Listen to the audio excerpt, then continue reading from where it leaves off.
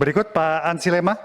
Silakan Pak Ansi. Terima kasih Pak Budi, selamat siang Pak Menteri, Pak Sekjen, para Dirjen, dan buat kita semua. Pak Budi, saya harus terima kasih juga karena ada hal-hal baik yang juga dilakukan oleh KKP. Biovlog, kemarin ada BIMTEK di soal penangkapan gurita, terima kasih Pak. Soal kebijakan penangkapan terukur yang rencananya akan diimplementasikan tahun 2022 ini di bulan Maret Pak.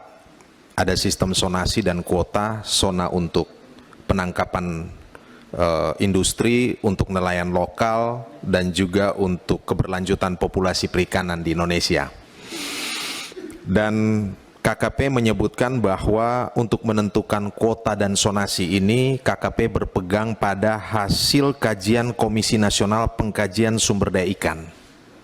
Karena pendekatannya intelektual, ilmiah, kami mohon, kami juga di-share soal itu Pak.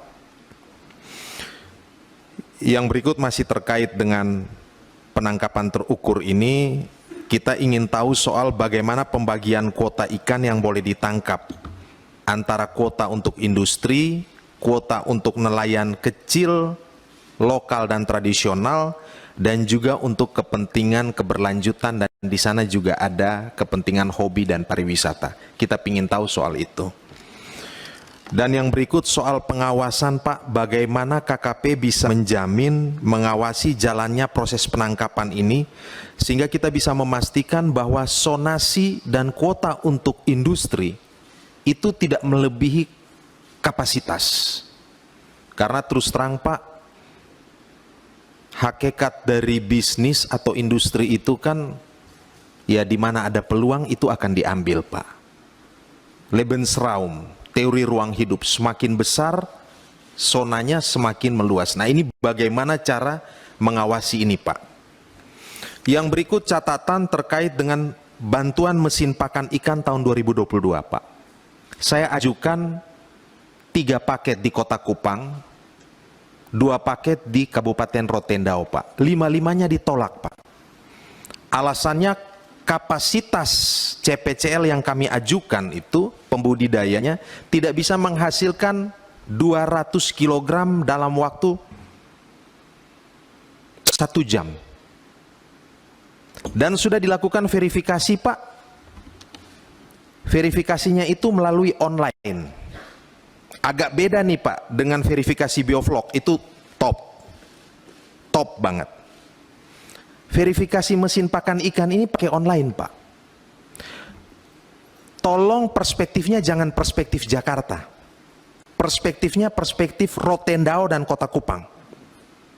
Kalau mau cari yang bisa menghasilkan 200 kg untuk 1 jam Pak, nggak ada di NTT. Karena itu tolong jangan ditolak 5 kami punya ini, tolong disesuaikan, dan ini bagian dari keberpihakan Pak Menteri. Kira-kira begitu saya kira. Terima kasih, saya kembalikan Pak Budi. Terima kasih Pak Ansi. Sedikit lagi, mohon maaf. Ini karena Pak Ansi saya kasih Ya, diskresi sedikit lagi. Ini juga Pak Menteri tahun 2000, kalau tidak salah 2004 lalu, zamannya Pak Menteri KKP itu Pak Freddy Numberi, nelayan di Kota Kupang di Lasiana itu diberikan 21 rumah untuk tempat tinggal mereka. Sampai sekarang mereka masih tinggal. Tetapi status kepemilikannya itu belum jelas sampai sekarang Pak. Nah mereka butuh itu Pak, soal sertifikat dan lain mungkin bisa dijelaskan, dan kalau bisa diberikan kepastian. Terima kasih. Baik, terima kasih pimpinan Pak Ketua. Yang kedua sebetulnya ada jawaban yang paling mendasar yang ingin saya sampaikan soal penangkapan terukur, dan itu kaitan juga sekaligus menjawab lumbung ikan nasional. Penangkapan terukur itu komandonya atau panglimanya adalah ekologi. Jadi kalau laut kita rusak, terus terang saja kalau laut kita ini rusak, maka seluruh kehidupan di darat pun juga akan rusak. Karena air, makanan, semua itu diproduksi dari laut.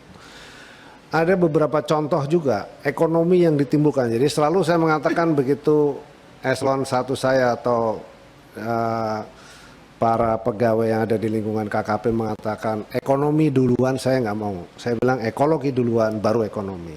Karena kalau ekologinya bagus, maka ekonominya akan menjadi lebih baik. Ini ada salah satu contoh saja.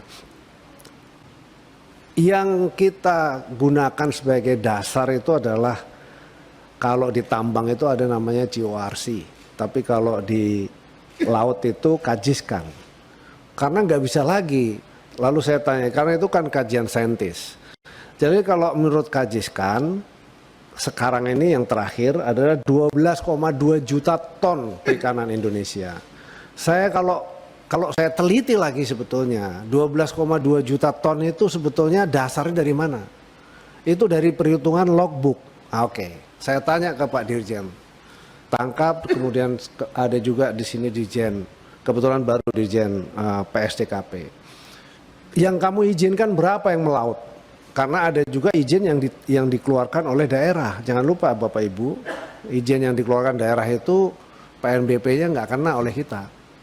Jadi yang kita itu di atas 30. Menteri, supaya teman-teman tahu, yang dikeluarkan oleh daerah itu berapa GT batasannya? Di bawah 30 GT. Di bawah 30 GT provinsi? Iya, atau provinsi. kabupaten? Provinsi, Pak. Di provinsi. Provinsi. Oke.